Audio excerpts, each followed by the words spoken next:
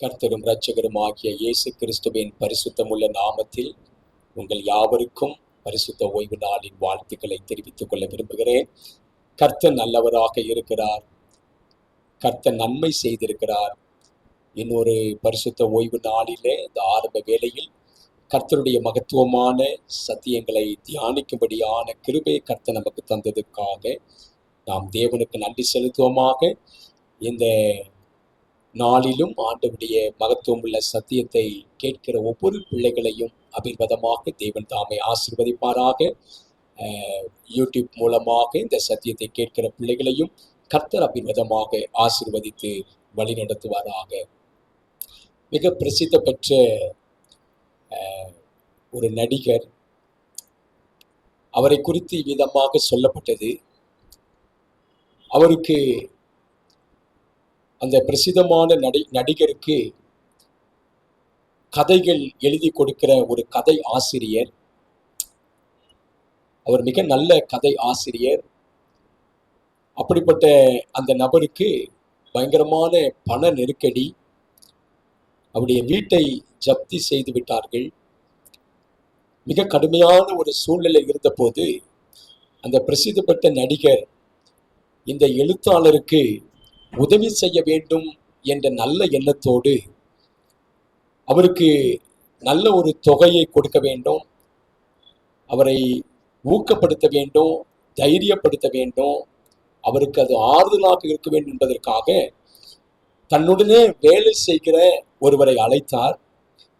அழைத்து அந்த எழுத்தாளருக்கு ஒரு உதவி செய்ய வேண்டும் என்று இருக்கிறேன், அவரை பற்றி உனக்கு தெரியுமா என்று கேட்டார்.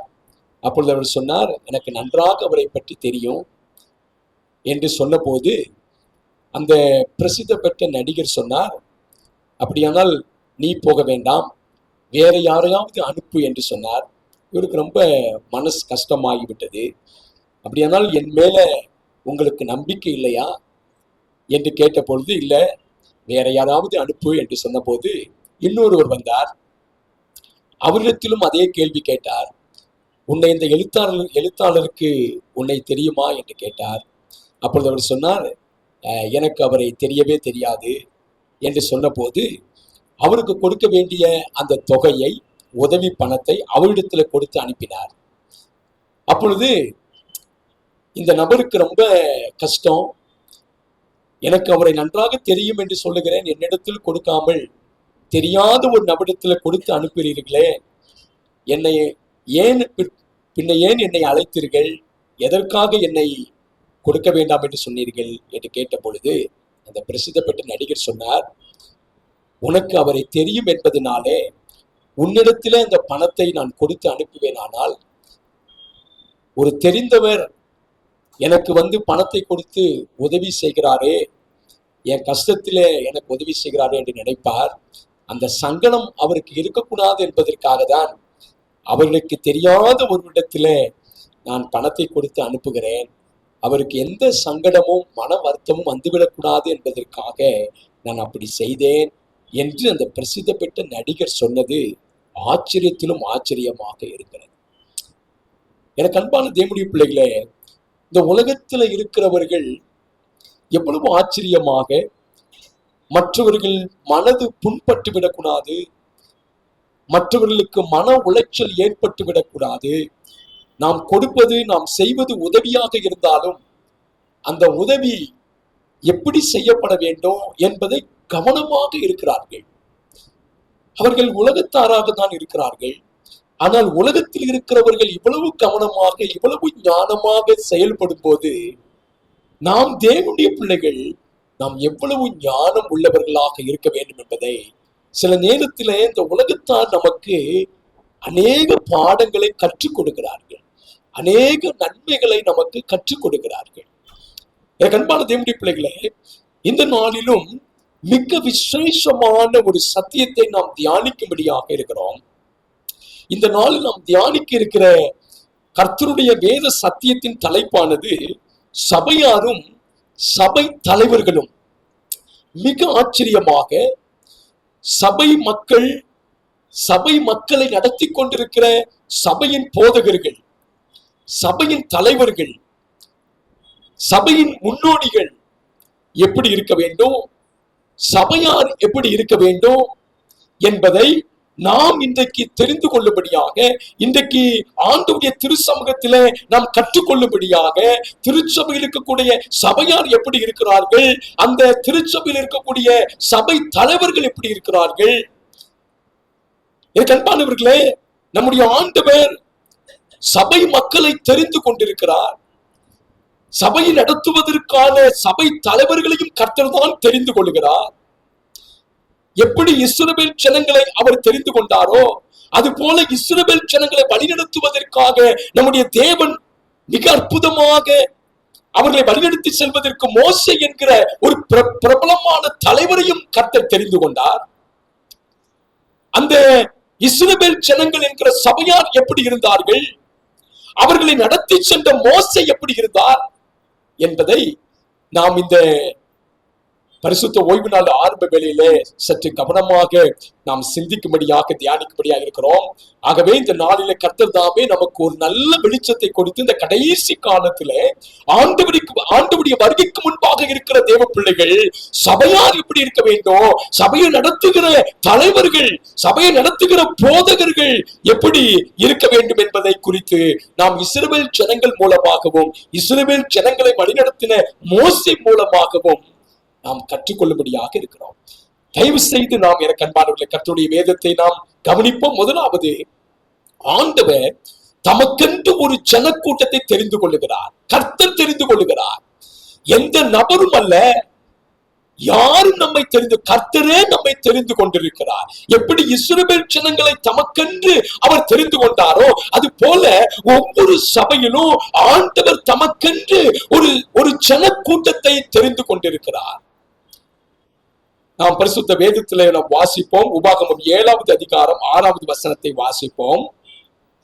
நீ உன் தேவனாகிய கர்த்தருக்கு பரிசுத்த ஜனம். நீ உன் தேவனாகிய கர்த்தருக்கு பரிசுத்த ஜனம். பூச்சக்கரத்தில் உள்ள எல்லா ஜனங்களிலும், பூச்சக்கரத்தில் உள்ள பூமியில் உள்ள எல்லா ஜனங்களிலும் தேவனாகிய கர்த்தர் உன்னை தமக்கு சொந்தமாய் இருக்கும்படி தெரிந்து கொண்டார். உன் தேவனாகிய கர்த்தர் உன்னை தமக்கு சொந்தமாக இருக்கும்படிக்கு தெரிந்து கொண்டார்.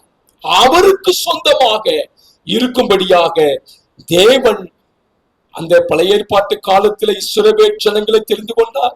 இன்றைக்கு ஆண்டவருடைய பிள்ளைகள் நாம் ஒவ்வொருவரையும் அவர் தெரிந்து கொண்டிருக்கிறார்.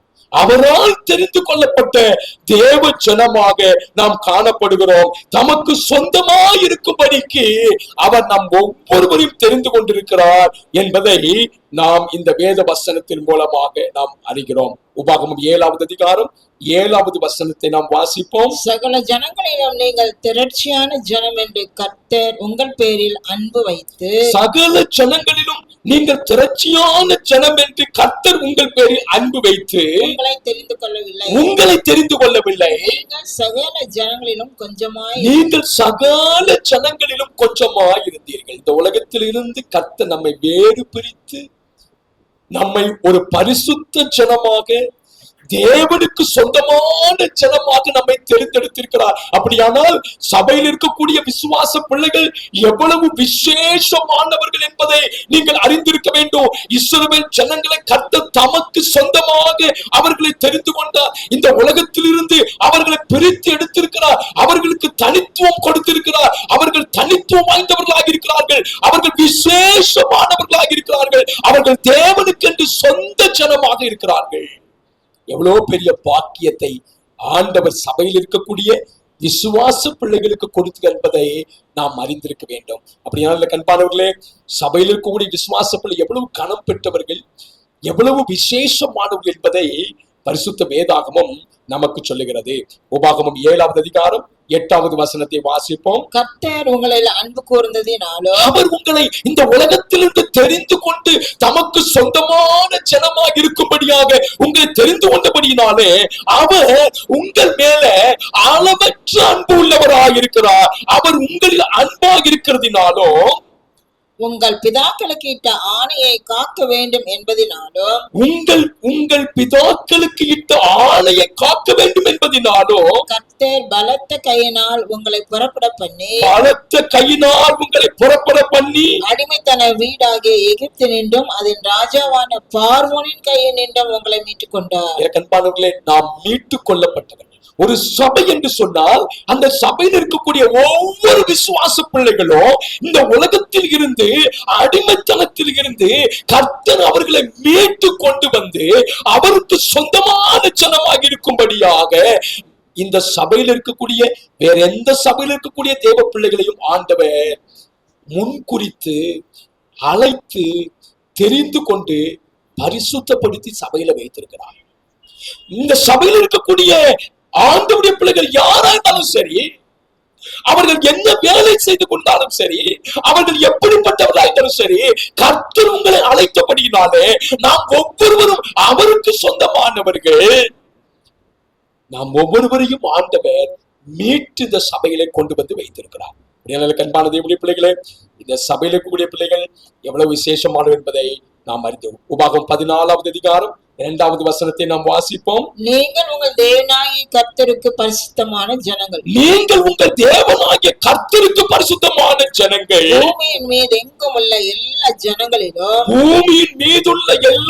ஜனங்களிலும் உங்களையே கர்த்தர் தமக்கு சொந்தமான ஜனங்களாய் இருக்க தெரிந்து கொண்டார். அன்பான தேவனுடைய பிள்ளைகளை, நம் ஒவ்வொருவரையும் ஆண்டவர் அவருக்கு சொந்தமான ஜனமாக தெரிந்தெடுத்திருக்கிறார். அந்த பூமி மீதெங்குள்ள சகல ஜனங்களிலும் உங்களை ஆண்டவர் தமக்கு சொந்தமாய் இருக்கும்படிக்கு அவர் தெரிந்து கொண்டிருக்கிறார். இந்த சொந்தமான ஜனங்களை ஆண்டவர் தெரிந்து கொண்ட காரணம் என்ன? எதற்காக இந்த உலகத்தில் இருந்து நாம் ஒரு சிறு ஜன கூட்டமாக நம்மை தெரிந்து கொண்டு சபையில வைத்திருக்கிறார்? நம்மை அவருக்கு சொந்தமான ஜனமாக வைத்திருக்கிற நோக்கம் என்ன?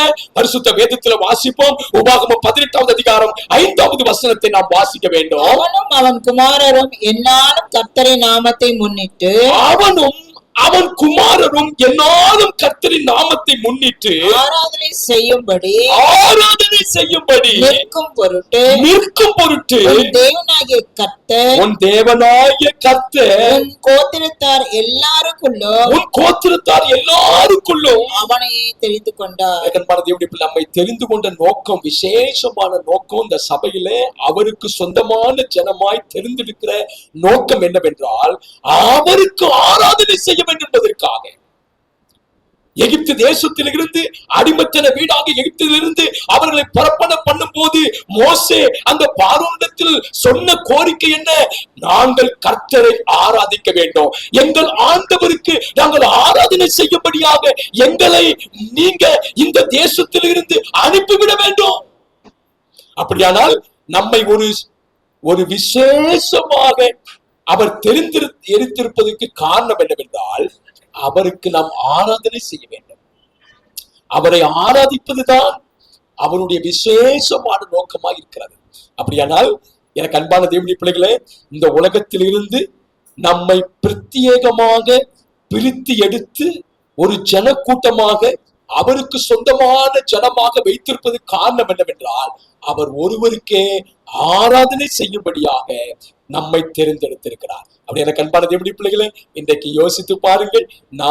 நமக்கு கொடுக்கப்பட்டிருக்கிற மிக விசேஷமான காரியம் என்னவென்றால் நாம் கர்த்தருக்கு ஆராதனை செய்ய வேண்டும். எனக்கு அன்பானவர்களே, யாத்திராகமம் 19வது அதிகாரத்தை நாம் திருப்பிக் கொள்வோம். யாத்திராகமம் 19வது அதிகாரத்திலே 5வது வசனத்தை நாம் வாசிக்கும் போது நம்மை ஆண்டவர் இந்த உலகத்தில் இருந்து நம்மை விசேஷமாக தெரிந்து கொண்ட காரணம் என்னவென்றால், ஒன்று, நாம் அவருக்கு ஆராதனை செய்ய வேண்டும். இரண்டாவதாக வேதம் என்ன சொல்லுகிறது? யாத்திராகமம் 19வது அதிகாரம் 5வது வசனத்தை வாசிப்போம். இப்பொழுது நீங்கள் என் வாக்கை உள்ளபடி கேட்டு என் உடன்படிக்கையை கைக்கொள்வீர்களானால் சகல ஜனங்களிலும் நீங்களே எனக்கு சொந்தமான சம்பந்தராய் இருப்பீர்கள். சகல ஜனங்களிலும் நீங்களே எனக்கு சொந்தமாயிருப்பீர்கள். பூமி எல்லாம் என்னுடைய. ஆண்டவர் நம்மை இந்த உலகத்திலிருந்து பிரித்து எடுத்து இந்த சபையில வைத்திருக்கிற நோக்கம் என்னவென்றால் அவருக்கு நாம் ஆராதனை செய்ய வேண்டும். இரண்டாவது, அவருடைய உடன்படிக்கையை கை கொள்ள வேண்டும். அவர் கொடுத்திருக்கிற சட்ட திட்டங்களை நாம் கை கொள்ள வேண்டும். அவருடைய கற்பனைகளின்படி நாம் நடக்க வேண்டும். எனக்கு அன்பான தேவனுடைய பிள்ளைகளே, எதற்காக தேவன் இந்த உலகத்திலிருந்து நம்மை தெரிந்து கொண்டார்? அவருக்கு சொந்தமாயிருக்கும்படிக்கு என்றால் அவருக்கு ஆராதனை செய்ய வேண்டும். அவருடைய உடன்படிக்கையை நாம் கை கொள்ள வேண்டும். அந்த உடன்படிக்கையில் இருக்கிற அந்த 10 சட்ட திட்டங்களாகிய அந்த 10 கட்டளைகளை நாம் கை கொள்ள வேண்டும். இதற்காக தேவனாகிய கர்த்தர் நம்மை இந்த உலகத்திலிருந்து பிரித்து எடுத்து அவருக்கென்றும் அவருக்கு சொந்தமான ஜனமாகவும், எனக்கு அன்பானவர்களே, பரிசுத்த ஜனமாகவும் பரிசுத்த கூட்டமாகவும் கர்த்தர் நம்மை தெரிந்து கொண்டிருப்பதற்காக நாம் ஆண்டவருக்கு நன்றி செலுத்துவோம். யாத்திராகமம் 19வது அதிகாரம் 6வது வசனத்தை நாம் வாசிப்போம். நீங்கள் எனக்கு ஆசாரிய ராஜ்யமும் நீங்கள் எனக்கு ஆசாரிய ராஜ்யமும் பரிசுத்த ஜாதியுமாய் இருப்பீர்கள் என்று, பரிசுத்த ஜாதியுமாய் இருப்பீர்கள் என்று நீ இஸ்ரவேல் புத்திரரோடு சொல்ல வேண்டிய வார்த்தைகள் என்றார். அன்பானவர்களே, இன்றைக்கு ஆண்டவர் அந்த இஸ்ரவேல் ஜனங்களுக்கு மாத்திரமல்ல, இன்றைக்கு ஆண்டவரை ஆராதிக்கிற, ஆண்டவருடைய பிரமாணத்தை நம்முடைய உள்ளத்திலே ஆவியினால் பெற்றிருக்கிற தேவ பிள்ளைகள் யார் என்றால் நாம் தான் ஆசாரிய ராஜ்யமும் பரிசுத்த ஜாதியுமா இருக்கிறோம். எனக்கு அன்பான தேவனுடைய பிள்ளைகளே, விசுவாச பிள்ளைகள் அறிய வேண்டும், நாம் எப்படிப்பட்டவர்கள். ஆசாரிய ராஜ்யம் பரிசுத்த ஜாதி என்பதை கர்த்தருடைய வேதம் நமக்கு மிகவும் தெளிவாக சொல்லுகிறது. அப்படி எனக்கு அன்பான தேவனுடைய பிள்ளைகளே, இந்த பரிசுத்தமுள்ள ஜாதி, இந்த உடன்படிக்கையை கை கொள்ளுகிற பிள்ளைகள், ஆண்டவரை ஆராதிக்கிற பிள்ளைகள், மூன்றாவதாக கர்த்தர் நம்மை எதற்காக தெரிந்து கொண்டு வைத்திருக்கிறார் என்று சொன்னார். ஏசாயா 42வது அதிகாரத்தை திருப்பிக் கொள்வோம். மூன்றாவதாக, ஒன்று, நாம் ஆண்டவரை ஆராதிக்க வேண்டும். இரவும் பகலும் கர்த்தருக்கு ஆராதனை செய்யும்படியாக நம்மை அடிமைத்தன வீடாகிய அந்த எகிப்து தேசத்திலிருந்து அந்த இஸ்ரவேல் ஜனங்களை மீட்டு கொண்டது போல நம்மை இந்த உலகத்திலிருந்து மீட்டு வந்திருக்கிறார். இரண்டாவதாக, அவருடைய உடன்படிக்கையை கை கொள்ள வேண்டும். அவருடைய சட்ட திட்டங்களாகிய அந்த 10 பிரமாணங்கள்படி நடக்க வேண்டும் என்பதற்காக கர்த்தர் நம்மை தெரிந்து கொண்டிருக்கிறார். மூன்றாவதாக, எனக்கு அன்பானவர்களே, ஆண்டவர் நம்மை தெரிந்து கொண்ட விசேஷமான நோக்கம் என்ன?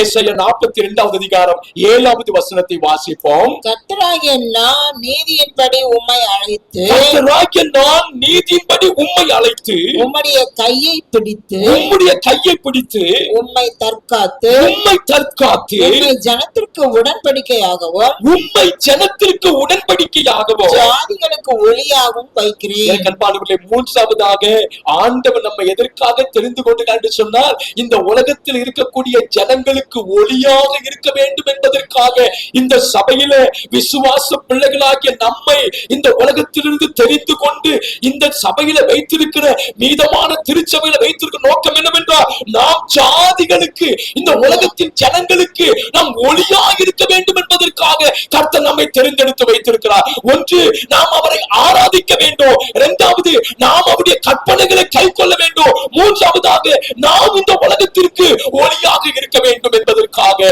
கர்த்தராகிய ஆண்டவர் இந்த மீதமான சபையில நம்மை விசுவாச பிள்ளைகளாக தெரிந்து வைத்திருக்கிறார். அன்பானவர்களே, முதலாவது நாம் அறிய வேண்டும், கர்த்தர் எதற்காக நம்மை தெரிந்து கொண்டிருக்கிறார், எதற்காக இந்த சபையில வைத்திருக்கிறார். இஸ்ரவேல் ஜனங்களை கர்த்தர் எதற்காக தெரிந்து கொண்டார்? அந்த இஸ்ரவேல் ஜனங்களை, புருஷர்கள் மாத்திரம் 6 லட்சம் பேர். அன்பானவர்களே, எத்தனை திரளான கூட்டத்தை கர்த்தர் தெரிந்து கொண்டார். அவருக்கென்று தெரிந்து கொண்டார். அவருக்காக, அவரை சேவிக்கும்படியாக, அவர் கொடுத்த அந்த உடன்படிக்கையின் கட்டளைகளை கை கொள்ளும்படியாக இந்த உலகத்திற்கு அவர்கள் ஒளியாக இருக்க வேண்டும். இந்த உலகத்திற்கு ஒளியாக இருப்பது என்றால் என்ன?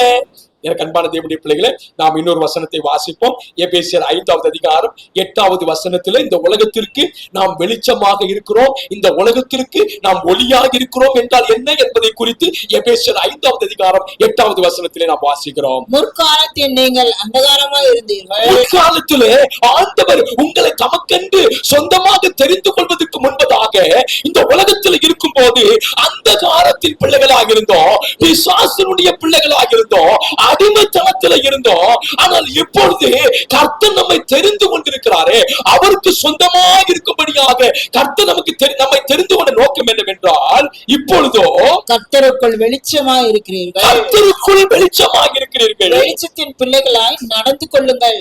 இப்பொழுது நமக்கு ஒரு கேள்வி வரும், எப்படி வெளிச்சத்தின் பிள்ளைகளாய் நடப்பது? வெளிச்சத்தின் பிள்ளைகளாய் நடப்பது என்றால் என்ன? எனக்கு அன்பான தேவனுடைய பிள்ளைகளே, நம்முடைய தேவன் நமக்கு பரிசுத்த வேதாகமத்தை நம்முடைய கரத்தில் கொடுத்திருக்கிறார்.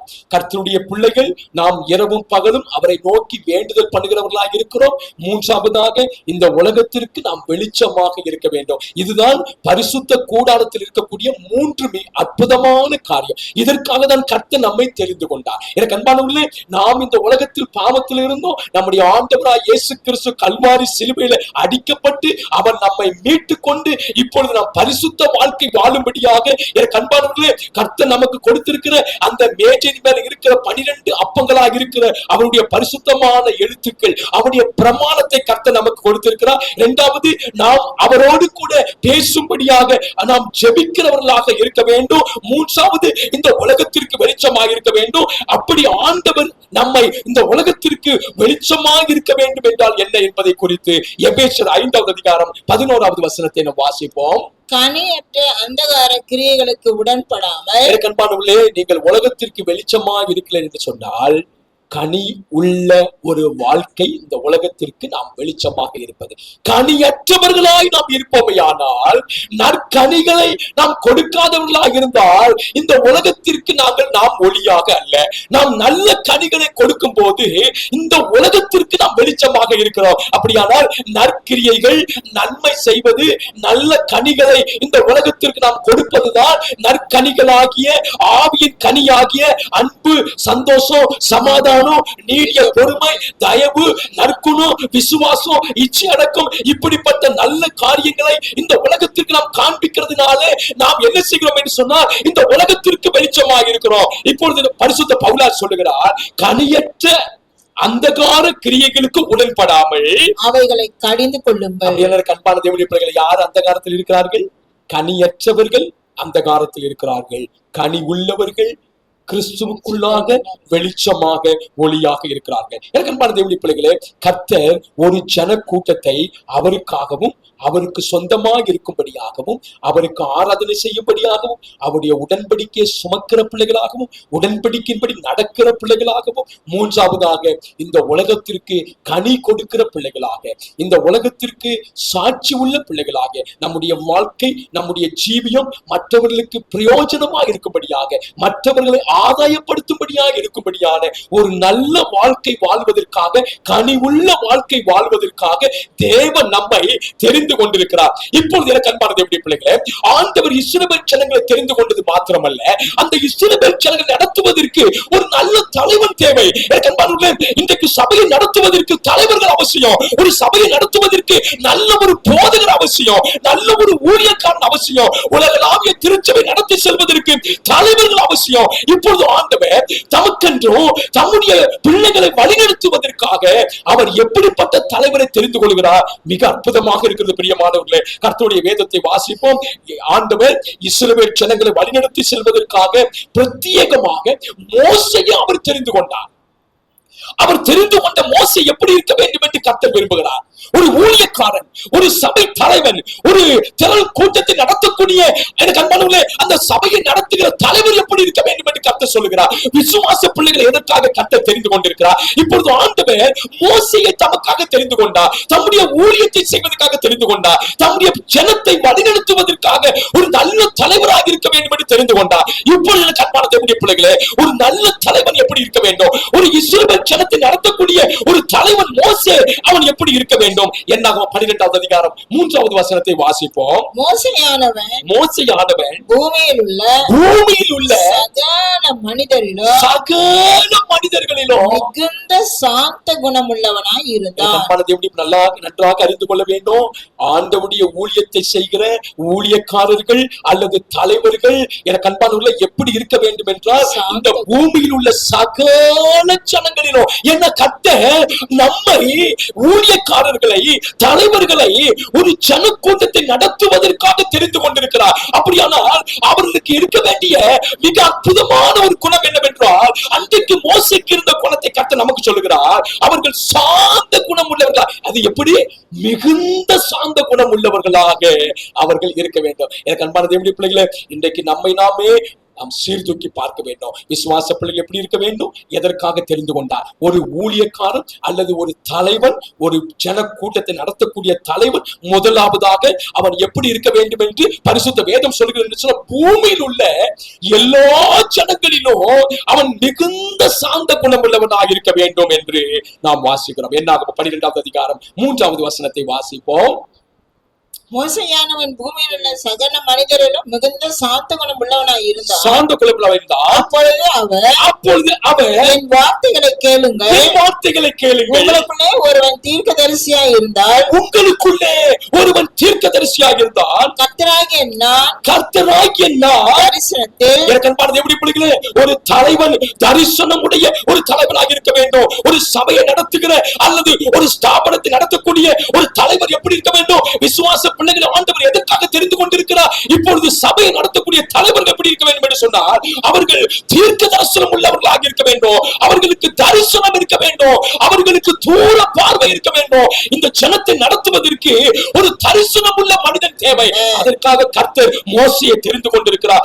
கர்த்தர் சொல்கிறார், கர்த்தராகிய நான் தரிசனத்தில் என்னை அவனுக்கு வெளிப்படுத்தி சொப்பனத்தில் அவனோட பேசுவேன். அன்பான தேவனுடைய பிள்ளைகளே, ஒரு தலைவன், ஒரு போதகன், ஒரு ஊழியக்காரன், திருச்சபை நடத்தக்கூடிய யாரா இருந்தாலும் சரி, அவர்கள் தரிசனம் உடையவர்களாக இருக்க வேண்டும்.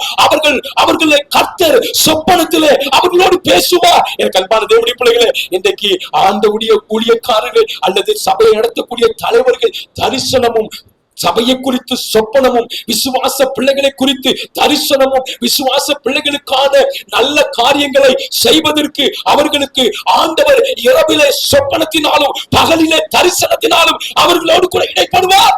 எவ்வளவு ஆச்சரியம்! எனக்கு அன்பான தேவனுடைய பிள்ளைகளே, அதே 12வது அதிகாரம் 12:7 வாசிப்போம். என் தாசனாகிய மோசேயோ அப்படிப்பட்டவன் அல்ல. என் வீட்டில் எங்கும் அவன் உண்மை உள்ளவன். எங்கும் உண்மை உள்ள. பாருங்க எனக்கு அன்பானவர்களே, ஒரு தலைவனை தெரிந்து கொள்ளும் போது ஆண்டவர் எப்படிப்பட்ட தன்மையோடு தெரிந்து கொள்கிறார். அவன் வீட்டில் எங்கும் உண்மை உள்ளவன். எனக்கு அன்பான தேவனுடைய பிள்ளைகளே, ஒரு உண்மை உள்ள தலைவன் இன்றைக்கு தேவை. ஒரு உண்மை உள்ள தலைவன் சபையை நடத்த வேண்டும். ஒரு உண்மை உள்ள தலைவர் தெரிந்து கொண்ட இஸ்ரவேல் ஜனத்தை நடத்துவதற்காக, விசேஷமாக இந்த உலகத்தில் இருந்து மீட்கப்பட்ட ஒரு ஜனக்கூட்டத்தை நடத்துவதற்காக கர்த்தருக்கு யார் தேவை என்றால், உண்மை உள்ள, தரிசனம் உள்ள, தீர்க்க தரிசனம் உள்ள, எதிர்காலத்தை குறித்து தரிசனங்கள் கிடைக்கக்கூடிய, தரிசனம் சொல்லக்கூடிய ஊழியக்காரர்கள், தீர்க்க தரிசனம் சொல்லுகிற தலைவர்கள் ஆண்டவருக்கு தேவை. உண்மை உள்ளவர்கள் தேவை. 8வது வசனத்தை வாசிப்போம். நான் அவனுடன் மறைபொருளாக அல்ல, முகமுகமாகவும் பிரத்யட்சமாகவும் பேசுகிறேன். அவன் கர்த்தரின் சாயலை காண்கிறேன். காண்கிறான்.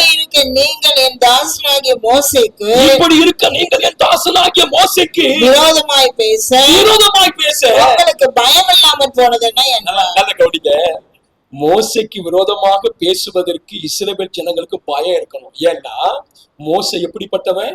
தரிசனம் உடையவன், தீர்க்க தரிசனம் உடையவன், சொப்பனங்களை காண்கிறவன், அவன் எங்கும் உண்மை உள்ளவன், வீட்டில் எங்கும் உண்டவன், அவன் சாந்த குணம் உள்ளவன். அவனை குறித்து வேதம் சொல்லுகிறது, ஆண்டவர் அவனோடு எப்படி பேசுவாரு?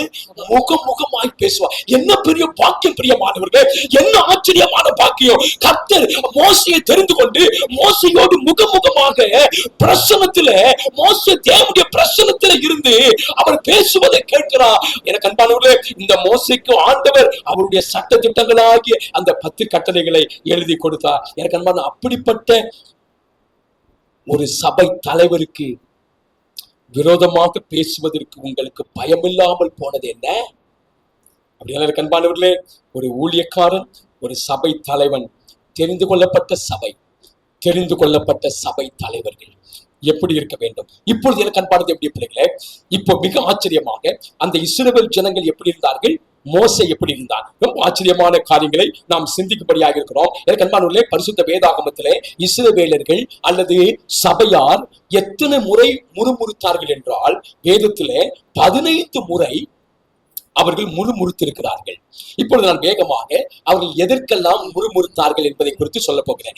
ஏன் தெரியுமா எனக்கு அன்பானவர்களே, இந்த இஸ்ரவேல் ஜனங்கள் வனாந்திரத்தில் மடிந்து போகிறதுக்கு காரணமாக இருந்த ஒரே காரணம் என்னன்னா, அவர்கள் எனக்கு அன்பானவர்களே, தேவனுக்கு விரோதமாகவும் மோசேக்கு விரோதமாகவும் முறுமுறுக்கிறவர்களாய் இருந்தார்கள். அவர்கள் தெரிந்து கொண்ட அருமையான கூட்டம், அவர்கள் கர்த்தருக்கென்று சொந்தமாக தெரிந்து கொண்டார். இப்பொழுது அப்படிப்பட்ட ஜனம் என்ன செய்யக்கூடாது என்று பரிசுத்த வேதத்துல படிக்கிறோம் என்றால், அவர்கள் முறுமுறுப்பு இல்லாமல் இருக்க வேண்டும். சபையிலே சபை மக்கள், விசுவாச பிள்ளைகள், எனக்கு அன்பானவர்கள் நன்றாய் கவனிக்க வேண்டும், நன்றாய் கவனிக்க வேண்டும்.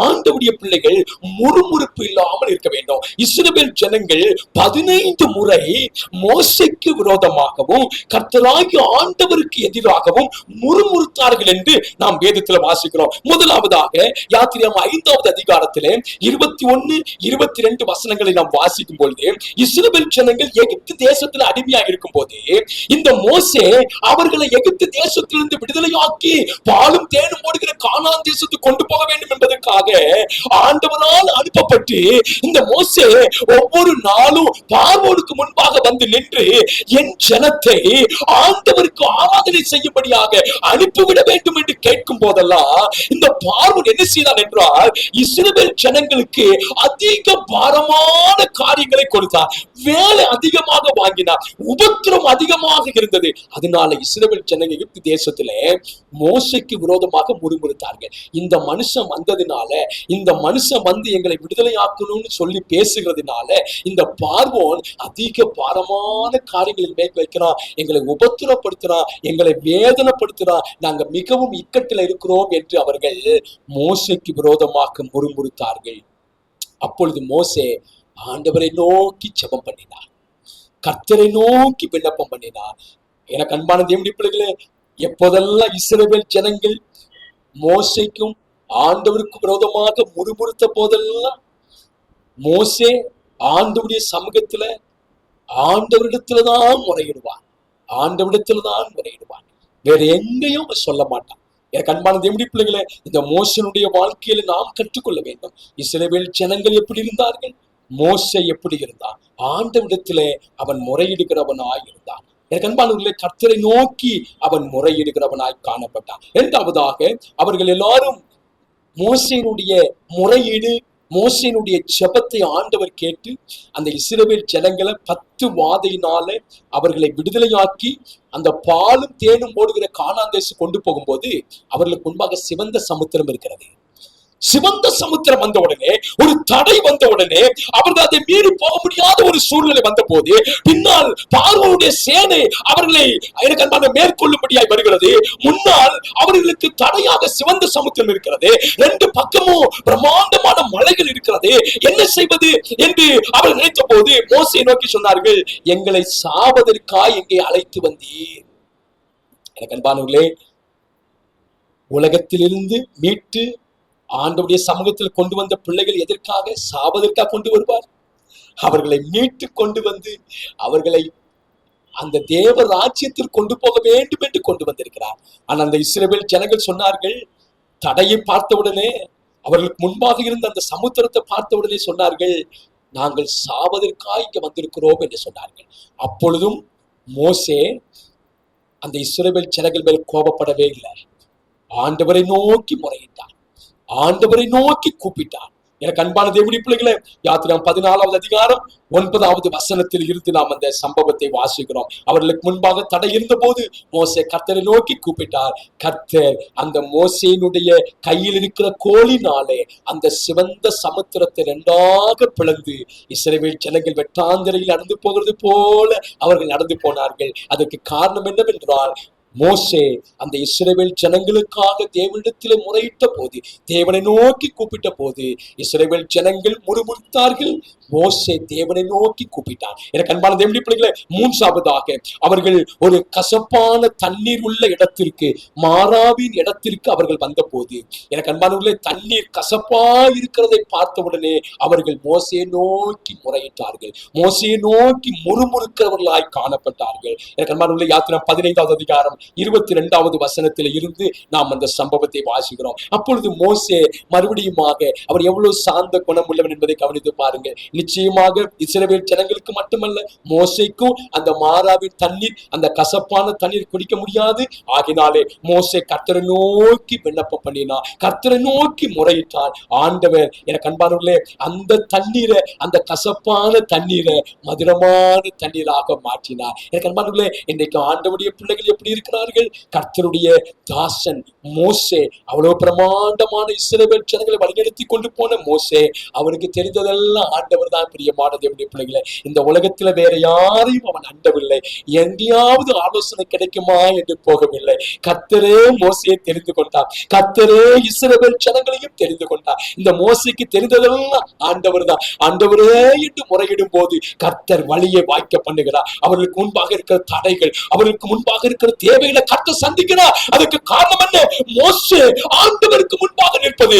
மோசே கர்த்தருக்கு முன்பாக தன்னை தாழ்த்தி ஆண்டவருடைய சமூகத்திலே முறையிடுவது, ஆண்டவரை நோக்கி கூப்பிடுகிறவனாய் காணப்பட்டார். எனக்கு அன்பான தேவனுடைய பிள்ளைகளே, எத்தனை ஆச்சரியமாயிருக்கிறது! கர்த்தர் அந்த கசப்பான மாறாவின் தண்ணீரை மதுரமாக மாற்றி கொடுத்தார். என்ன சந்தோஷம் பிரியமானவர்களே! அடுத்து அவர்கள் யாத்திராம் 16வது அதிகாரத்திலே நாம் வாசிக்கும் பொழுது அவர்களுக்கு உணவு இல்லாமல் இருந்தது.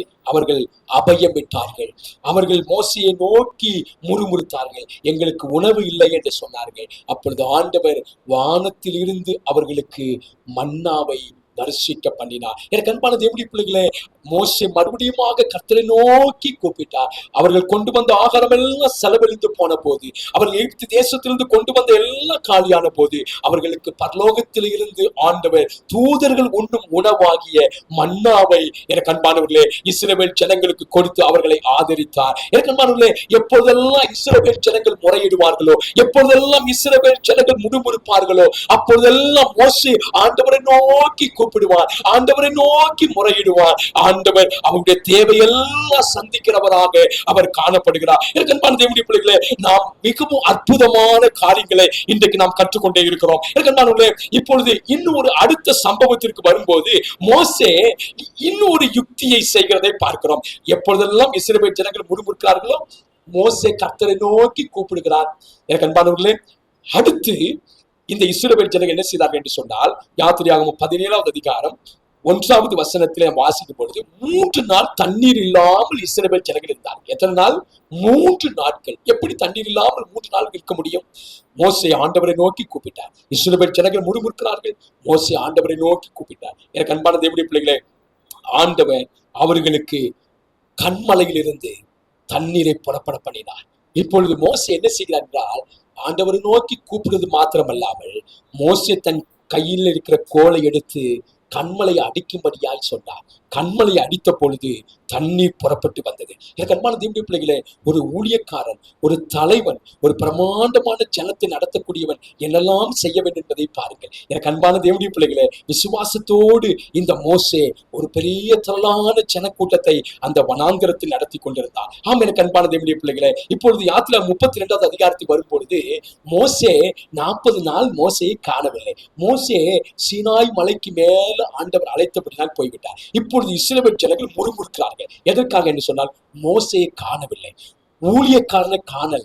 உடனே எல்லா ஜனங்களும் முறுமுறுக்கிறார்கள். எங்களுக்கு ஒரு தெய்வத்தை உண்டாக்க வேண்டும் என்று சொன்னார்கள், எங்களை வழிநடத்தக்கூடிய ஒரு கடவுள் வேண்டும் என்று சொன்னார்கள். மோசே காணாமல் போன உடனே இந்த இஸ்ரவேல் ஜனங்கள் எங்களை வழிநடத்துவதற்கு ஒரு கடவுள் வேண்டும் என்று சொன்னார்கள். உடனே அவர்கள் எல்லாரும் சேர்ந்து அவர்கள் கொடுத்த அந்த வெளியேறப்பட்ட பொன்னினால எனக்கு அன்பானவர்களே, ஆரோன் மிக அற்புதமான ஒரு கண்ணுக்குட்டியை செய்து, அந்த கண்ணுக்குட்டி தான் எங்களை அந்த எகிப்து தேசத்திலிருந்து கொண்டு வந்தது என்று அவர்கள் அந்த கண்ணுக்குட்டிக்கு முன்பாக ஆடி பாடி நடனம் ஆடி தங்களுடைய வஸ்திரம் கலைந்து போவது கூட தெரியாமல் அவர்கள் அவ்வளவு நிலையில் இருந்த பொழுது மோசே அந்த மலையிலே ஆண்டவருடைய பிரமாணத்தை சுமந்து கொண்டு 2 கற்பலகையிலே ஆண்டவருடைய 10 கட்டளைகள் எழுதி கொடுக்கப்பட்ட சொந்த பெருநாள் எழுதி 10 கட்டளைகளை எடுத்துக்கொண்டு இறங்கி வந்த போது அங்க ஒரே ஆர்ப்பாட்டம், ஒரே எனக்கு அன்பானவர்களே, இஸ்ரவேல் ஜனங்கள் அந்த கண்ணுக்குட்டிக்கு முன்பாக மோசே அந்த கற்பலைகளை உடைத்தார். அந்த இஸ்ரவேல் ஜனங்களுக்கு மோசே எனக்கு அன்பானவர்களே, அவர்கள் செய்த அந்த காரியத்தின் நிமித்தமாக கடிந்து கொண்டார். நல்லா கவனிக்கிற பிரியமானவர்களே, இதுவரைக்கும் பொறுமையோடு இருந்து இஸ்ரவேல் ஜனங்கள் முறுமுறுத்த போதெல்லாம் கர்த்தரை நோக்கி கூப்பிட்ட மோசே இப்பொழுது இஸ்ரவேல் ஜனங்களை கடிந்து கொள்ளுகிறார். ஒரு ஊழியக்காரன், ஒரு தலைவன் மோசேயை போல கடிந்து கொள்ளும் போது, எனக்கு அன்பானவர்களே, இஸ்ரவேல் ஜனங்களுக்கு என்ன நடந்தது தெரியுமா? அன்றைக்கு 3000 பேர் பட்டயத்தினால் அழிக்கப்பட்டார்கள். 3000 பேர் பட்டயத்தினால் அழிக்கப்பட்டார்கள். அந்த ஒரு நாள்ல மோசே கடிந்து கொண்டதினால 3000 பேர் மரித்து போனார்கள். பிரியமானவர்களே, எங்கே வாசிக்கிறோம்? யாத்திரை 32வது அதிகாரம் 1வது வசனத்திலிருந்து நாம் வாசிக்கிறோம். எனக்கு அன்பானவர்களே, 7வது முறையாக அவர்கள் உணவுக்காக, மாமிசத்துக்காக, எங்களுக்கு மாமிச உணவு வேண்டும் என்று மோசையை நோக்கி முறுமுறுக்கிறார்கள். இந்த வனாந்திரத்திலே எங்களுக்கு மாமிசம் இல்லை, எங்களுக்கு இந்த மன்னா வெறுப்பாக இருக்கிறது, எங்களுக்கு மாமிசம் உணவு வேண்டும், நாங்கள் எகிப்து தேசத்துல எப்படிப்பட்ட மாமிசம் எல்லாம் சாப்பிட்டோம் என்று அவர்கள் முறையிட்டார்கள், அவர்கள் முறுமுறுத்தார்கள். எனக்கு அன்பான தேவனுடைய பிள்ளைகளே, இப்பொழுதும் மோசே ஆண்டவரை நோக்கி கூப்பிடுகிறார், ஆண்டவரை நோக்கி பார்க்கிறார். எனக்கு அன்பான தேவனுடைய பிள்ளைகளே, மோசே இப்போது என்ன செய்தான் தெரியுமா? இப்பொழுது இஸ்ரவேல் ஜனங்களை இந்த மோசே கடிந்து கொள்ளவில்லை, அதுக்கு பதிலாக நான் சாக வேண்டும் என்று சொல்லுகிறான். இந்த திரளான ஜனங்களை இந்த இந்த வனாந்திரத்தில் நடத்தி கொண்டிருக்கிற மோசே சொல்லுகிறார், நான் சாகணும் ஆண்டவரே, இந்த ஜனங்கள் இந்த வனாந்திரத்துல மாமிசம் கேட்கிறாங்களே, எங்க போவேன்? நான் சாகணும் ஆண்டவரே. ஒரு ஊழியக்காரன், ஒரு தலைவன் மற்றவங்களை வாழ வைக்கணுங்கிறதுக்காக அவங்க முறுமுறுக்கும் போது, அவங்க ஆண்டவருக்கு விரோதமாகவும் மோசைக்கு விரோதமாக எழும்பும் போது, நான் சாகணும் ஆண்டவரே. எந்த ஒரு மனுஷன் சொல்லுவாங்க நான் சாகணும்னு? மோசே சொல்லுகிறார். அப்படி சொன்னதுனால இஸ்ரவேல் ஜனங்களுக்குள்ள பெரிய வாதை வந்தது. என்னாகும் 11வது அதிகாரம் 1வது வசனத்திலிருந்து 33 வசனங்களை வாசிக்கும் பொழுது அவர்களுக்குள்ள பெரிய வாதை வந்தது. அதனால் திரளான ஜனங்கள் மரித்து போனார்கள். எனக்கு அன்பான தேவனுடைய பிள்ளைகளே, நீங்கள் அறிய வேண்டும், இந்த நாளிலே ஆண்டவருடைய பிள்ளைகள் ஒரு மோசையை குறித்தும் அந்த திரளான இஸ்ரவேல் ஜனங்கள் தெரிந்து கொள்ளப்பட்ட இஸ்ரவேல் ஜனங்களை குறித்தும் உங்களுக்கு சொல்லிக் கொண்டிருக்கிறேன். 8வதாக பிரியமான தேவ பிள்ளைகளே, அந்த மோசையுடைய சொந்த சகோதரி மிரியாம், சொந்த சகோதரன் ஆரோன், இவர் என்ன செய்தார் என்று சொன்னால், மோசையினுடைய தலைமையகத்திற்கு எதிராக நீங்க மட்டும்தான் ஆண்டவரோடு பேசுவீங்களா? நீங்க மட்டும்தான் இந்த இஸ்ரவேல் ஜனங்களை வழி நடத்துவீங்களா? நாங்களும் ஆண்டவரோடு பேசுவோம், ஆண்டவர் எங்களோடு பேசுகிறார் என்று சொந்த சகோதரி மிரியாம் ஆரோன் சொன்ன போது, எனக்கு அன்பானவர்களே, மோசே ஆண்டவரை நோக்கி, மோசே ஒரு கூட்டத்தை தெரிந்து கொள்ளல, இஸ்ரவேல் ஜனங்கள் தனக்காக ஒரு கூட்டத்தை சேர்த்து கொண்டு இந்த மிரியாமுக்கும் ஆரோனுக்கு எதிராக செயல்படவே இல்லை. ஆனால் மாறாக இந்த மோசே எப்போது கர்த்தருடைய பாதத்துல விழுந்து, ஆண்டவரே, என்னுடைய சகோதரி, என்னுடைய சகோதரர் எனக்கு இப்போது எனக்கு எதிராக இருக்கிறாங்களே, என்ன செய்வோம் ஆண்டவரே என்று அந்த மோசே ஆண்டவருக்கு முன்பாக அவர் அபயம் விட்ட போது, கர்த்தரை நோக்கி கூப்பிட்ட போது, மிரியாமுக்கு குஷ்டரோகம் வந்தது. மிரியாமுக்கு குஷ்டரோகம் வந்தது. நல்லா கவனிக்கிற பிரியமானவர்களே, இதெல்லாம் காரணம் என்ன? இஸ்ரவேல் ஜனங்கள் முறுமுறுக்கிறதுனால. யாருக்கு விரோதமாக? மோசைக்கு விரோதமாகவும் கர்த்தருக்கு முன்பாகவும். நல்லா கவனிக்கணும், விசுவாச பிள்ளைகள் முறுமுறுக்கிறது எவ்வளவு ஆபத்து என்பதை நீங்கள் அறிந்து கொள்ள வேண்டும். ஒரு தலைவனாகிய மோசே அவன் முறுமுறுக்கும் போது, இஸ்ரவேல் ஜனங்கள் அவனுக்கு எதிராக நிற்கும் போது, எனக்கு அந்த மோசே என்ன செய்தான் என்பதையும் நாம் கவனிக்க வேண்டும். எனக்கு இப்பொழுது மோசே சாக வேண்டும் என்று சொன்ன ஒரு பெரிய வாதை வந்தது. இப்பொழுது மோசைக்கு விரோதமாக ஒரு தன்னுடைய சகோதரனும் தன்னுடைய சகோதரி நின்ற போது அங்கே குஷ்டம் வந்தது. அதற்காகவும் மோசேயினிடத்தில் விண்ணப்பம் பண்ணினார். மிரியாம் இருக்கிற குஷ்டம் மாறினது. பிரியமானவர்களே, இப்பொழுது என்னாகும்? 14வது அதிகாரத்திலே இஸ்ரவேல் ஜனங்கள் 12 பேரை மோசே தெரிந்து கொண்டு 12 பிரபுக்களை அனுப்பி அந்த கானான் தேசத்தை வேவு பார்க்கும்படி அனுப்ப போது அவர்கள் எல்லாரும் சென்று துர்ச்செய்தியை வந்து சொன்னார்கள். அந்த தேசம் அரணிப்பான தேசம், அங்க இருக்கிறவர்கள் ராட்சதர்கள், அந்த தேசத்தை நம்ம கைப்பற்ற முடியாது, அந்த தேசம் பயங்கரமாக இருக்கிறது, நாங்களோ வெட்டுக்கிளிகளை போல இருக்கிறோம் என்று அவர்கள் சொன்னதினால இஸ்ரவேல் ஜனங்கள் எல்லாரும் எங்களுக்கு அந்த தேசம் வேண்டாம், எங்களுக்கு கானான் தேசம் வேண்டாம் என்று மோசேயை நோக்கி அபயமிட்டார்கள், மோசேயை நோக்கி முறுமுறுத்தார்கள். எனக்கு அன்பான தேவனுடைய பிள்ளைகளே, அதனால என்ன நடந்தது தெரியுமா? ஆண்டவரை நோக்கி மோசே கூப்பிட்டார், ஆண்டவர் நோக்கி கூப்பிட்டார். அந்த வேவு பார்த்த 12 பேர்ல 2 பேர் தவிர, யோசுவா காலேபு தவிர மற்ற 10 பேரும் மரித்து போனார்கள். எனக்கு அன்பானவர்களே, இன்றைக்கு நீங்கள் அறிய வேண்டும், ஆண்டவருக்கும் ஆண்டவருடைய ஊழியத்திற்கும் ஆண்டவருடைய திருச்சபைக்கும் முன்பாக முறுமுறுக்கிறவர்கள் அந்த வனாந்தரத்திலே அழிக்கப்படுகிறார்கள், மரித்து போகிறார்கள். ஆகவே எனக்கு அன்பானவர்களை நாம் நன்றாய் கவனிக்க வேண்டும். அடுத்தபடியாக 10வதாக, எங்களுக்கு இந்த மோசே வேண்டாம், வேற தலைவரை ஏற்படுத்துவோம் என்று சொன்னார்கள். இஸ்ரவேல் ஜனங்கள் எல்லாரும் எங்களுக்கு மோசே வேண்டாம், எங்களுக்கு வேற தலைவரை ஏற்படுத்த வேண்டும் என்று சொன்னார். என்னாகும் 14வது அதிகாரம் 10வது வசனத்திலிருந்து 38 வசனங்கள் வழிய வாசிக்கிறோம். அன்பானவர்களே, இந்த மோசே அப்பையும் ஆண்டவரை நோக்கிதான் கூப்பிடுவான், ஆண்டவரிடத்தில் தான் விண்ணப்பத்தை வைப்பான், ஆண்டவரை நோக்கி முறையிடுவான். ஆண்டவரே, இந்த ஜனங்கள் முறுமுறுக்கிற ஜனங்களாகவே இருக்கிறாங்களே என்று கர்த்தரை நோக்கி வேண்டிக் கொள்வான். பிரியமானவர்களே, அப்படி மோசே ஆண்டவரை நோக்கி அபயமிடும் போது, ஆண்டவரை நோக்கி கூப்பிடும் போது, அங்கே திரளான ஜனங்கள் மரிக்கிறார்கள், அநேக இஸ்ரவேல் ஜனங்கள் மரிக்கிறார்கள். அந்த வனாந்தரத்திலேயே அவர்கள் மரித்து போகிறார்கள். பாருங்களே, என்னாகும் 16வது அதிகாரத்தை நீங்கள் வாசிக்கும் பொழுது, அங்கே கோராகு என்கிற ஒரு கூட்டம், அவர்கள் ஊழியத்திற்காக தெரிந்தெடுக்கப்பட்ட விசேஷமான கூட்டம். இப்போ மோசைக்கு ஊழியம் செய்யும்படியாக தெரிந்து கொள்ளப்பட்ட கோராகு என்கிற கூட்டம் மோசைக்கு எதிராக நிற்கிறார்கள். அப்பொழுது மோசே மறுபடியும் கர்த்தரை நோக்கி கூப்பிடுகிறார். எனக்கு அன்பான தேவனுடைய பிள்ளைகளே, மோசைக்கு தெரிந்ததெல்லாம் ஆண்டவர் தான். ஆனா அந்த ஜனங்கள் எவ்வளவு பாருங்கள் பிரியமானவர்கள், இஸ்ரவேல் ஜனங்கள் தெரிந்து கொள்ளப்பட்டவர்கள், அதில் மிக விசேஷமாக தெரிந்து கொள்ளப்பட்ட ஊழியத்திற்காக தெரிந்து கொள்ளப்பட்ட உடன் ஊழியர்கள் மோசைக்கு விரோதமாக எழும்பின போது, கோராகு என்கிறவர்கள் அவர்கள் மோசைக்கு முன்பாக முறுமுறுத்து நின்ற போது, பூமி 2ஆக பிளந்து அந்த கோராகு குடும்பம், பிள்ளைகள் எல்லாரும் அந்த பூமிக்குள்ள பூமி அவர்களை மூடி போட்டு விட்டது. பிரியமானவர்களே, நான் எதற்காக இதை சொல்லுகிறேன் என்பதை நீங்கள் கவனிக்க வேண்டும். கடைசி காலத்தில் இருக்கிற சபையாரும், கடைசி காலத்தில் இருக்கிற ஊழியக்காரர்களும் இன்னைக்கு ஆண்டவருடைய ராஜ்யத்திற்கு யார் போவாங்க தெரியுமா? 2 கூட்டம்.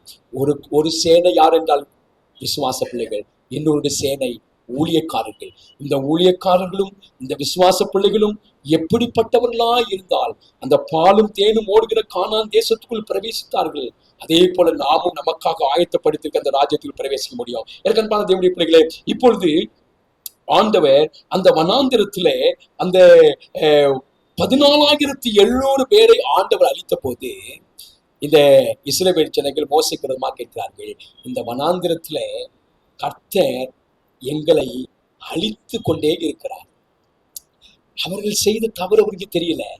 ஆனா அவங்க சொல்றாங்க, இந்த வனாந்திரத்தை நாங்கள் செத்து கொண்டே இருக்கிறோம், மரித்து கொண்டே இருக்கிறோம். அதற்காக முறுமுறுத்தார்கள். என்னாங்க 16வது அதிகாரம் 41 50 வசனங்கள் முடிய நாம் வாசிக்கிறோம். அப்பொழுது கர்த்தர் தேவனை நோக்கி முறையிட்டவராய் காணப்படுகிறார். அன்பானவர்களே, 15வதாக நாம் 15 முறை இஸ்ரவேல் ஜனங்கள் முறுமுறுத்ததை நாம் வேதத்துல நான் உங்களுக்கு சொல்லிக் கொண்டிருக்கிறேன். என்ன 17வது அதிகாரத்திலே 1 10 வசனம் வாசிக்கும் போது ஆரோனுக்கு எதிராக முறுமுறுத்தார். இப்பொழுது மோசேக்கு முன்பாக இல்ல, ஆரோனுக்கு.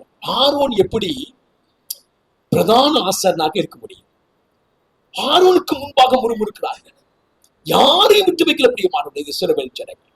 அப்பொழுது ஆரோனுக்கு விரோதமாக முறுமுறுத்த போது மோசே, ஆரோன் தான் கர்த்தரால் தெரிந்து கொள்ளப்பட்டவர் இந்த ஊழியத்துக்கு என்பதை அறிவிப்பதற்காக, என்று தெரிந்து கொள்வதற்காக எல்லா கோத்திரத்திலிருந்தும் அவர் ஒரு கொம்பை கொண்டு வந்து ஆண்டவருடைய ஆசரிப்பு கூடாரத்தை வைத்த பொழுது அங்கே ஆரோனுடைய கோல் துளிர்த்து, எனக்கு அன்பானவர்களே, அது கனியும் அது பூவும் அது பிஞ்சுமாக இருந்ததை பார்த்த போது இஸ்ரவேல் ஜனங்கள் ஆண்டவருக்கு நன்றி செலுத்தினார்கள். ஆரோனுக்கு விரோதமாக முறுமுறுத்தார்கள். கண்பானவர்களே, கடைசியாக என்னாகமும் 20வது அதிகாரம் 1 12 வசனம் முடிய வாசிக்கும் பொழுது தண்ணீருக்காக, ஆரம்பத்திலும் தண்ணீர், முடிவிலும் தண்ணீருக்காக இந்த ஜனங்கள் முறிமுறுத்தார்கள். அப்படி தண்ணீருக்காக முறிமுறுத்த போதுதான் மோசேக்கு விரோதமாகவும் தேவனுக்கு விரோதமாகவும் அவர்களுக்கு விரோதமாக முறிமுறுத்த போது, தண்ணி இல்லாமல் இருக்கும் என்று சொன்ன போது, ஆண்டவர் மோசையை நோக்கி கூப்பிட்ட போது மோசேக்கு ஆண்டவர் சொன்னார், நீ கன்மலை இடத்துல பேசு என்று சொன்னார். ஆனால் மோசே இஸ்ரவேல் ஜனங்கள் 14 முறை, இது 14வது முறை, அன்பான தேவனுடைய பிள்ளைகளே, இந்த 14வது முறை இஸ்ரவேல் ஜனங்கள் முறுமுறுத்த போது மோசே இஸ்ரவேல் ஜனங்கள் மேல கோபப்பட்டு, இப்படி இருக்கிறார்களே இந்த ஜனங்கள் என்று ஆண்டவர் பேச சொன்ன அந்த கன்மலையை 2வது முறையாக அடித்தார். அதற்கு காரணம் என்ன? அன்பானவர்களே, இஸ்ரவேல் ஜனங்கள் மறுபடியுமாக முறுமுறுக்கிறவர்களா இருந்ததினாலே, ஒரு ஊழியக்காரன், ஒரு தலைவர் எவ்வளவு சாந்த குணம் உள்ளவர், எவ்வளவு அற்புதமாய் இஸ்ரவேல் ஜனங்களை வழிநடத்தினவர், அந்த கன்மலையை 2வது முறை அவர் அடித்தார். அடித்த போது எனக்கு அன்பானவர்களே, ஆண்டவருடைய நியாய தீர்ப்பு மோசைக்கு வந்தது. இஸ்ரவேல் ஜனங்கள் தண்ணீர் குடித்தார்கள், அவர்கள் தாகம் தீர்க்கப்பட்டது. ஆனால் ஒரு மிக பெரிய தலைவர் இந்த இஸ்ரவேல் ஜனங்கள் இழக்க வேண்டியதாக இருந்தது. ஒரு பெரிய தலைவரை அவர்கள் இழந்தார்கள். மோசை மரித்ததுக்கு பிற்பாடு அந்த இஸ்ரவேல் ஜனங்கள் மோசைக்காக துக்கம் கொண்டாடினார்கள். ஒரு நல்ல தலைவரை நாங்கள் இழந்து போனோம் என்று நினைத்து, அவர் இருக்கும்போது முறுமுறுத்தவர்களாக இருந்தார்கள், அவர் இல்லாத போது அவரை நினைத்து துக்கம் கொண்டாடினார்கள். எனக்கு அன்பான தேவனுடைய 15வதாக என்னாகும் 21வது அதிகாரம் 4 9 வசனம் முடிய வாசிக்கும் போது, எனக்கு அன்பானுள்ளே, மோசைக்கு விரோதமாக அவர்கள் முறுமுறுத்தார்கள். இந்த மன்னா எங்களுக்கு அற்பமாய் இருக்கிறது என்று சொன்னார்கள். ஆண்டவர் அவர்கள் முறுமுறுத்ததினாலே கொள்ளிவாய் சர்ப்பங்களை கொண்டு வந்தார். கொள்ளிவாய் சர்ப்பங்கள் வந்து இஸ்ரவேல் ஜனங்களை கடித்தது. ஏராளமான ஜனங்கள் மரித்து போனார்கள். அப்பொழுது மோசே ஆண்டவர் நோக்கி கூப்பிட்ட பொழுது ஆண்டவர் சொன்னார், வெண்கல சர்ப்பத்தை உயர்த்தி பிடி என்று சொன்னார். அந்த வெண்கல சர்ப்பத்தை செய்து அதை உயர்த்தி பிடித்த பொழுது யாரெல்லாம் அந்த வெண்கல சர்ப்பத்தை நோக்கி பார்த்தார்களோ அவர் எல்லாரும் ரட்சிக்கப்பட்டார்கள், அவர் எல்லாரும் மீட்கப்பட்டார்கள். எனக்கு அன்பான தேவனுடைய பிள்ளைகளே, நாம் நம்முடைய வாழ்க்கையில நாம் கற்றுக்கொள்ள வேண்டிய மிக அற்புதமான பாடங்கள் தெரியுமா? நாம் சபையாராகிய நாம் முறுமுறுக்கிறவர்களா இருக்கும் போது இந்த பூமியில அழிக்கப்படுகிறோம். ஆனால் அந்த வெண்கல சர்ப்பத்தை நாம் நோக்கி பார்க்கும் போது கர்த்தர் நம்மை விடுவிக்கிறார், கர்த்தர் நம்மை மீட்கிறார். அந்த மோசே ஒரு வெண்கல சர்ப்பத்தை உயர்த்தினார். இன்னைக்கு ஆண்டவராக இயேசு கிறிஸ்துவை எல்லாவற்றிற்கும் மேலாக உயர்த்தி இருக்கிறார், உன்னதங்களில வைத்திருக்கிறார். அவரை நோக்கி பார்க்கிறவர் எல்லாரும் மீட்கப்படுகிறார்கள், ரட்சிக்கப்படுகிறார்கள். ஆகவே எனக்கு அன்பான தேவனுடைய பிள்ளைகளே, அது சபை விசுவாச பிள்ளையா இருந்தாலும் சரி, அது யாரா இருந்தாலும் சரி, ஆண்டவர் அப்படியாக நம்மை ஆசீர்வதிக்க விரும்புகிறார். கடைசியாக எனக்கு அன்பானவர்களே, ஏனோக்கு 7ஆம் தலைமுறையாகிய ஏனோக்கு ஆண்டவரால் இயேசு கிறிஸ்து வருகைக்கு முன்பதாக அந்த 2ஆம் முறையாக இயேசு கிறிஸ்து வருகிறத அவர் எழுதி வைத்திருக்கிறார். அவர் என்ன சொல்கிறார் என்று சொன்னால், எனக்கு அன்பானவர்களே, இந்த ஜனங்கள் ஆண்டவருடைய வருகைக்கு முன்பாக எப்படி இருப்பார்கள் என்பதை குறித்து எழுதியிருக்கிறார். யூதா 1வது அதிகாரம் 14, 15, 16 வசனங்களை நாம் வாசிக்கும் போது இவர்கள் முறுமுறுக்கிறவர்களும் யூதா 1ல எழுதியிருக்கிறார். இவர்கள் முறுமுறுக்கிறவர்களும் முறையிடுகிறவர்களும் தங்கள் இச்சைகளின்படி நடக்கிறவர்களுமாய் இருக்கிறார்கள். வாய் இந்த இஸ்ரவேல் ஜனங்கள் வனாந்திரத்தில எப்படி இருந்து அழிக்கப்பட்டார்களோ அதே போல ஆண்டவருடைய வருகைக்கு முன்பதாக, அதைத்தான் அந்த ஏனோக்கு சொல்லுகிறார், ஆண்டவருடைய வருகைக்கு முன்பதாக, அவருடைய வருகைக்கு முன்பதாக எப்படிப்பட்ட ஜனங்கள் இருப்பார்கள் என்பதை குறித்து அவர் சொல்லும் போது யூதா 1:15 வசனத்தை வாசிப்போம். தமக்கு விரோதமாய் அவபக்தி உள்ள பாவிகள் பேசின கடின வார்த்தைகள் எல்லாவற்றின் நிமித்தமும், கவனிக்க பிரியமானவர்களே, கடினமான வார்த்தைகள் நிமித்தமாக அவர்களை கண்டிக்கிறதுக்கும் ஆயிரமான பரிசுத்தவான்களோடு கூட கர்த்தர் வருகிறார் என்று முன் அறிவித்தார். பேசுகிற கடினமான வார்த்தை நிமித்தமாகத்தான். அதை யார் சொன்னது? 7ஆம் தலைமுறையாக ஏனோக்கு சொல்லியிருக்கிறார். ஆண்டோடி வருகைக்கு முன்பதாக இப்படிதான் ஜனங்கள் இருப்பார்கள் என்று ஏனோக்கு சொல்லியிருக்கிறார்கள். நாம் அல்ல, ஏனோக்கு எத்தனையோ ஆண்டுகளுக்கு முன்பாக சொல்லியிருக்கிறார். இதை வாசிக்கிற ஆண்டவருடைய பிள்ளைகளாக நாம் அறிந்து கொள்ள வேண்டும். நாம் நம்முடைய சபைக்கும் சபை தலைவருக்கு எதிராக நாம் முறுமுறுக்காமல் நாம் இருப்போமையானால் நாம் காப்பாற்றப்படுவோம், நாம் ரட்சிக்கப்படுவோம். சபை தலைவர்கள் முறுமுறுக்கிற ஜனங்கள் இருக்கத்தான் செய்கிறார்கள், கடைசி காலத்திலும் இருக்கத்தான் செய்வார்கள். அப்படிப்பட்ட முறுமுறுக்கிற ஜனங்களுக்கு மத்தியில ஒரு பெரும் தலைவர் மோசே தன்னுடைய ஜீவனை கூட கொடுப்பதற்கு ஆயத்தமாக இருந்தார். என்னை எடுத்துக்கங்க ஆண்டவரே, இந்த ஜனங்களை நீங்க மீட்டு கொண்டீங்களே, இந்த ஜனங்கள் உம்முடைய ஜனங்களும் ஆண்டவரே, இந்த ஜனங்களை நீங்க காப்பாற்றுங்க, உம்முடைய சொந்தமான ஜனம் ஆண்டவரே, இந்த ஜனத்தை அழிச்சிடாதீங்க, இந்த ஜனத்தை மீட்டுக் கொள்ளுங்க, என் ஜீவனை எடுத்துக் கொள்ளுங்க, நான் இருக்க வேண்டிய அவசியம் இல்ல, இந்த ஜனங்கள் இருக்க வேண்டும் என்று எவ்வளவு அற்புதமான ஒரு தலைவராக இந்த மோசே இருந்திருக்கிறார். எவ்வளவு கடுமையான ஜனங்களாக இஸ்ரவேல் ஜனங்கள் இருந்திருக்கிறார்கள்.